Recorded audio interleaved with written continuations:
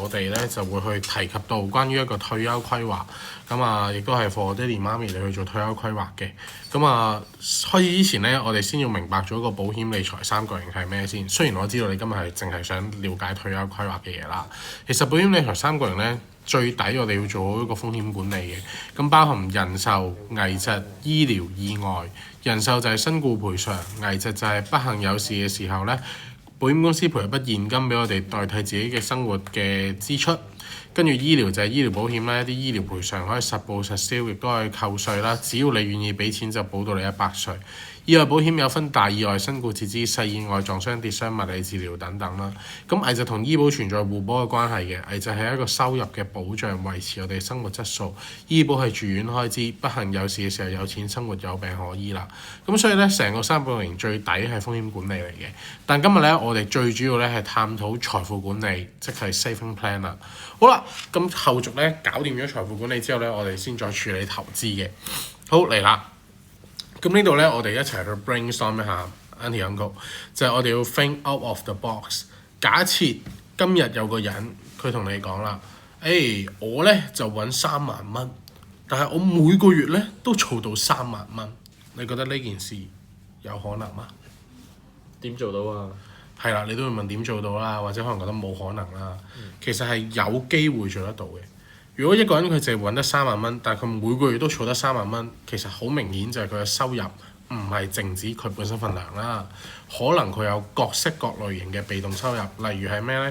可能有啲派息嘅基金啦。派息嘅股票啦，又或者可能喺佢以往佢嘅父母嘅時候已經幫佢儲咗好多唔同嘅儲蓄保單，去令到佢當日嘅每儲嗰1蚊唔係淨係得1蚊，而係每儲1蚊，日後可能係有3蚊、5蚊或者10蚊。要學識同時間做朋友，令到時間越耐賺取時間財。所以其實我想講咩呢？就係今日我哋儲嘅每一分錢，可唔可以日後有更大嘅效果，而唔係淨係擺喺銀行嗰度輸通脹呢？就係我哋今日帶出嚟嘅最重要嘅概念啦，好冇？咁你可以先聽下、了解下嘅，唔一定要決定買，但我想你知呢個資訊咯，好冇？好啦，咁其實好簡而知啦，就係我哋要為退休生活去做一啲儲蓄嘅規劃，例如一啲可能被動收入嘅計劃啦、儲蓄計劃啦，甚至係年金等等。咁但係咧，我哋要去明白咧，喺香港退休呢一個3個不爭嘅事實，就係香港嘅人口壽命啦、香港嘅通脹情況啦，同埋我哋靠政府咧係一定唔可以退休得到嘅。如果香港人嗰壽命嚟講咧，其實男仔咧接近84歲咧先會離開，而女仔咧係89歲先會離開。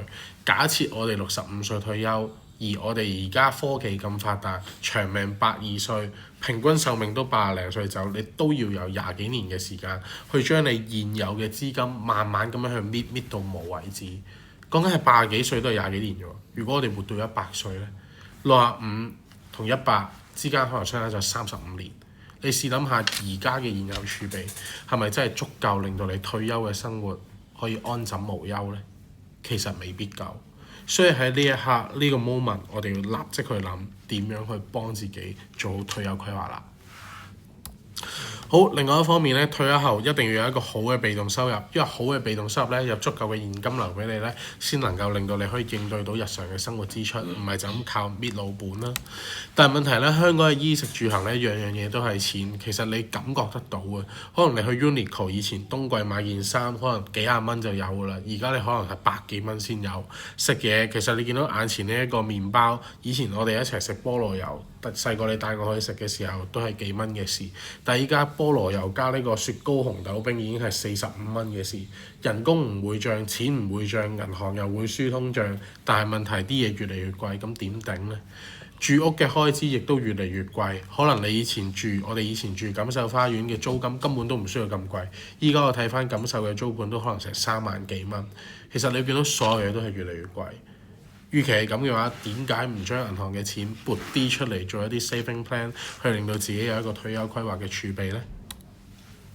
咁其實究竟退休需要幾多錢呢？可以大致分為3種嘅 Auntie Uncle， 富裕、舒適同基本。富裕就係多過現時支出，但係咁樣嘅話咧，你就可能要用好多錢去做一個退休規劃。呢個係我唔希望嘅，因為我唔想你好大壓力。舒適就係等於而家嘅支出，另外基本咧就係等於而家支出嘅70% 左右。咁所以其實我哋要去諗啦，如果幫你做一份 saving plan 係 for retirement planning 嘅，其實邊一種會比較適合咧？我會覺得可以考慮呢個同呢個嘅，因為富裕嘅話其實就唔係依家呢一刻去諗，係可能喺廿幾歲嘅時候整，諗緊60幾歲嘅事。OK？ 好啦，但穩定嘅好嘅被動收入咧，最緊要有4樣嘢。第一可以抗到通脹，第二係安全，第三係保證，第四係穩定。安全係好重要嘅。如果今日有個人佢走嚟同你講，我去買一個計劃俾你，然之後佢同你講好安全，跟住之後超靈活同埋極低風險咧，呢件事超低風險、好高回報同埋好靈活咧，呢一樣嘢咧係唔存在，有嘅一定係騙案。好啦，咁亦都有啲人話啦，唔緊要啦，我靠政府養老就得㗎啦，唔驚。但問題大家都明白，政府點解會連公立醫院都會加價？抄牌咪標都會加價，其實你會感覺得到香港政府佢哋嘅庫房收入應該不足夠，所以佢哋不足夠先要喺唔同嘅地方嗰度慢慢咁樣加我哋嘅稅收。即係所以如果你仲靠政府去退休嘅話，係不切實際。咁另外亦都有啲人講咧，佢就話靠物業收租唔驚冇問題啦。咁但係問題係物業收租，我哋去諗一諗，如果我哋而家呢一刻要再買多層樓，買多幾層樓，其實個本金係好大嘅。而家我買咁貴嘅一層樓，可能我嘅收租回報得個2厘都冇。同埋同時間，如果遇到唔同類別嘅租客咧，都麻煩嘅。例如可能咩都要問你一餐啦，或者可能拖租欠租嘅租客啦，甚至破壞埋你間屋，分分鐘收嘅租都唔夠冚翻你本身去維修嘅費用。所以其實如果有一啲工具或者方案係能夠擺喺一啲穩定嘅儲蓄工具，令到你每年有被動收入，係咪值得考慮呢？另外有一方面啲人咧就會話啦，有炒股唔驚唔擔心，但係問題而家中美關係嗰個咁 intensive 嘅情況，可能特朗普講一句説話，個股價就會跌又升又跌又升。試諗一下 Auntie Uncle 而家你60零歲，你會唔會仲想日日摸住個股票去感受住你自己剩低嘅 saving 嘅跌檔？唔會咯。所以其實Alex 想同你哋表達嘅係咩呢？就係我哋要諗一個 saving 嘅工具，係穩陣保證。只要我好乖咁樣擺錢落去呢一度，然之後慢慢等住個時間過去就賺錢嘅工具，可以幫到你。而最尾一句説話就係關鍵，我哋今日係退休休息個休，唔係退休憂心個憂。所以 Auntie Uncle，我係好希望你哋願意俾你哋嘅planning 俾我去幫你規劃一下，譬如可能而家嘅資金，假設我哋有1000萬，會唔會願意撥200萬出嚟去做一個退休規劃嘅 planning， 去確保到你供完5年，第6年開始每年有被動收入派到你100歲，去到100歲之後仲可以將啲錢傳承俾下一代咧，由200萬變做幾千萬嘅諗法，有冇得諗？如果你覺得呢個 concept 或者概念係適合嘅話，不如我再幫你細緻下 plan 下有啲咩方案俾到你。完。8分鐘。